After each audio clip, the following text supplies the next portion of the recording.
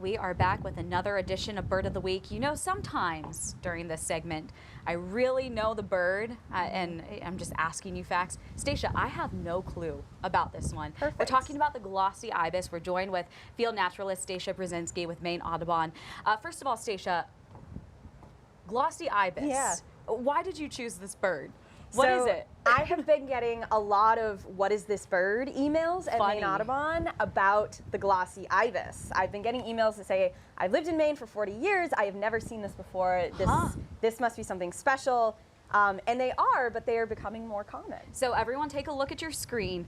The bird is very unique looking to me. Yeah. It has a very weird bill. Yes, it has this cool, long, down-curved bill. Okay. And that's because of their foraging strategy. So the fun fact is that those bills are actually very sensitive. There are nerve endings at the tip.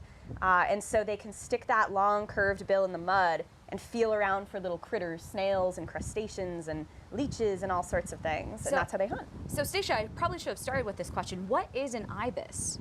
Great question. Thank you. So an ibis is in the spoonbill family, and there are several species of ibis around the globe. But the glossy ibis is the most widespread. They're in North America, they're in Asia, they're in Southern Europe, Africa, Australia even, so they're all over the place. So we have Maine Audubon photos, but I also want to point you to some viewer submitted photos here that we got from Chime In.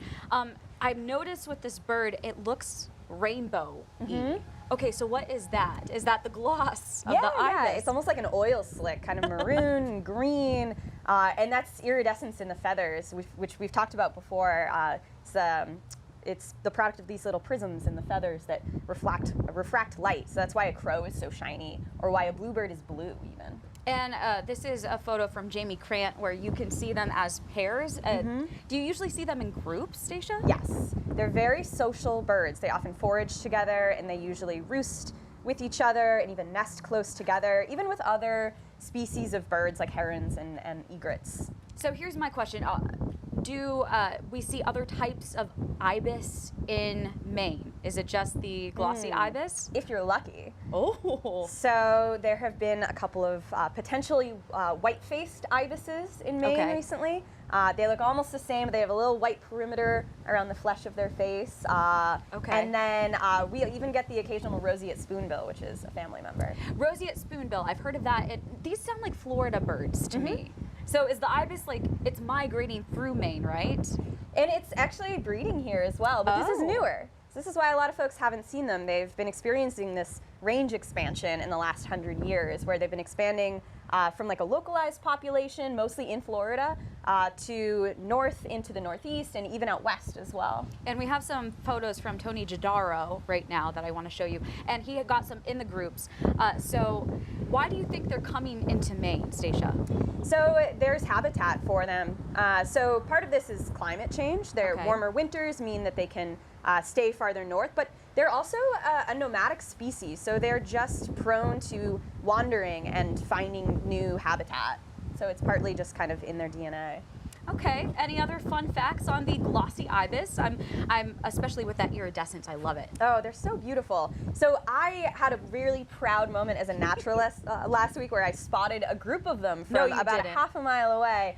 And it was because of their flight pattern. So they'll actually form a V formation just like geese, which is to reduce drag. Flying behind each other makes it more efficient for them to fly. And they'll alternate between flapping and gliding. So it's a pretty unique pattern when you watch them fly. They almost look like they're flapping and then they can't wait to put their arms out. Okay, and you can see them in Maine marshes right now. Yep, so wet grasslands and flooded agricultural fields and shallow water and marshes. And they're eating bugs? Yeah, all sorts of things. Crustaceans, little macroinvertebrates, like larvae. They're eating even like tiny fish if they can get them. And I want to point out a video my mom and dad filmed yesterday in the Scarborough Marsh. They asked me, Stacia, what kind of bird this is.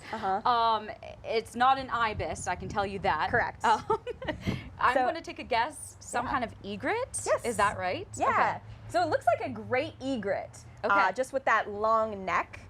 So we have gray egrets and we have snowy egrets. If I could see the feet, I could tell you for sure. Oh, that's funny. They both have black legs, but snowy egrets have these great yellow feet, like golden slippers. But that long neck is making me think that's a great egret. You know, your job is in demand right now in terms of, you probably get questions all the time. What bird is this? What am I looking at? I love the mysteries. Well, Stacia Brzezinski, thank you so much for joining us again for this edition of Bird of the Week. Thanks for having I me. appreciate all the new facts I just learned about the glossy ibis. Go out, check it out along the marshes, wetlands, right? Yeah. Okay, finally, coming up next week, we have another fun bird. You probably saw this one. It's the great black-backed gull. If you have photos, I've been on a puffin tour recently and they mentioned this gull. It's very big, huge wingspan. So we'll be looking for your photos on Chime In, so please submit them.